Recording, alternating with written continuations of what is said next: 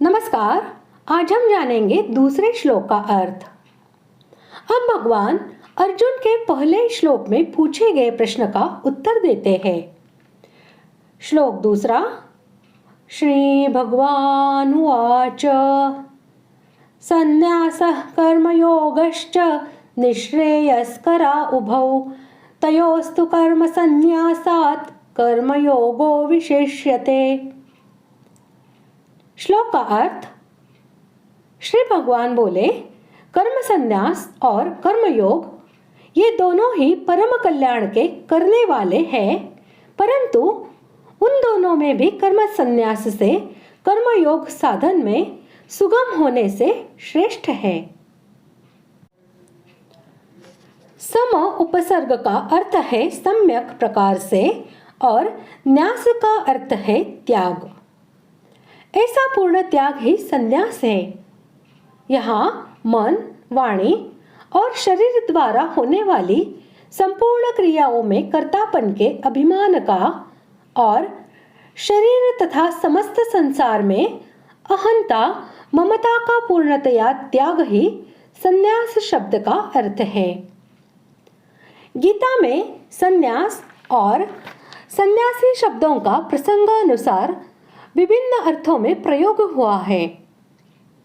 कहीं कर्मों के भगवद अर्पण करने को संन्यास कहा है, तो कहीं काम्य कर्मों के त्याग को, कहीं मन से कर्मों के त्याग को, तो कहीं कर्मयोग को, कहीं कर्मों के स्वरूपतः त्याग को, तो कहीं सांख्य योग अर्थात ज्ञान निष्ठा को संन्यास कहा है। इसी प्रकार कहीं कर्मयोगी को सन्यासी और संन्यास योग युक्तात्मा कहा गया है। इससे यह सिद्ध होता है कि गीता में संन्यास शब्द सभी जगह एक ही अर्थ में व्यवहृत नहीं हुआ है। प्रकरण के अनुसार उसके पृथक पृथक अर्थ होते हैं। यहाँ सांख्य योग और कर्म योग का तुलनात्मक विवेचन है। भगवान ने चौथे और पांचवें श्लोक में संन्यास को ही सांख्य कहकर भली भांति स्पष्टीकरण भी कर दिया है। इसलिए यहाँ संन्यास शब्द का अर्थ सांख्य योग ही मानना युक्त है। सांख्य योग और कर्म योग इन दोनों साधनों का संपादन एक काल में एक ही पुरुष के द्वारा नहीं किया जा सकता, क्योंकि कर्मयोगी साधन काल में कर्म को, कर्मफल को, परमात्मा को और अपने को भिन्न भिन्न मानकर कर्मफल और आसक्ति का त्याग करके ईश्वरार्पण बुद्धि से समस्त कर्म करता है।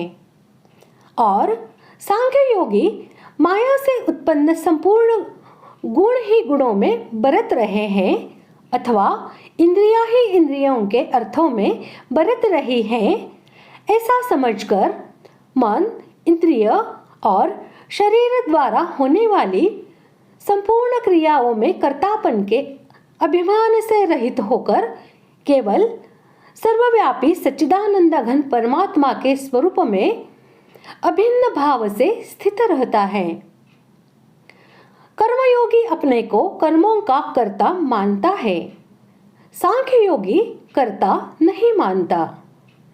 कर्मयोगी अपने कर्मों को भगवान के अर्पण करता है। सांख्य योगी मन और इंद्रियों के द्वारा होने वाली अहंता रहित क्रियाओं को कर्म ही नहीं मानता। कर्मयोगी परमात्मा को अपने से पृथक मानता है। सांख्य योगी सदा अभेद मानता है। कर्मयोगी प्रकृति और प्रकृति के पदार्थों की सत्ता स्वीकार करता है। सांख्य योगी एक ब्रह्म के सिवा किसी की भी सत्ता नहीं मानता। कर्मयोगी कर्मफल और कर्म की सत्ता मानता है। सांख्य योगी न तो ब्रह्म से भिन्न कर्म और उनके फल की सत्ता ही मानता है और न उनसे अपना कोई संबंध ही समझता है। इस प्रकार दोनों की साधन प्रणाली और मान्यता में पूर्व और पश्चिम की भांति महान अंतर है। ऐसी अवस्था में दोनों निष्ठाओं का साधन एक पुरुष एक काल में नहीं कर सकता। इसके अतिरिक्त यदि दोनों साधन मिलकर ही कल्याणकारक होते तो न तो अर्जुन का यह पूछना ही बनता कि इनमें से जो एक सुनिश्चित कल्याणकारक साधन हो वही मुझे बतलाइए, और न भगवान का यह उत्तर देना ही बनता कि कर्म संन्यास की अपेक्षा कर्मयोग श्रेष्ठ है, और जो स्थान सांख्य योगियों को मिलता है वही कर्मयोगियों को भी मिलता है। इसलिए यही मानना उचित है कि दोनों निष्ठाएं स्वतंत्र है।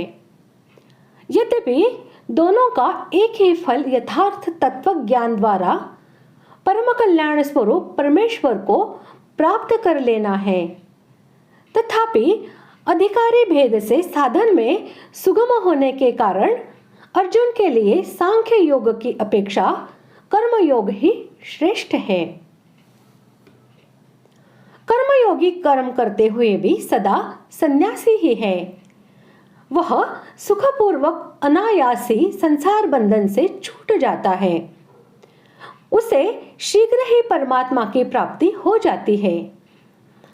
प्रत्येक अवस्था में भगवान उसकी रक्षा करते हैं और कर्मयोग का थोड़ा सा भी साधन जन्म मरण रूप महान भय से उद्धार कर देता है, किंतु ज्ञान योग का साधन क्लेश युक्त है। पहले कर्मयोग का साधन किए बिना उसका होना भी कठिन है। इन्हीं सब कारणों से ज्ञान योग की अपेक्षा कर्मयोग को श्रेष्ठ बतलाया गया है।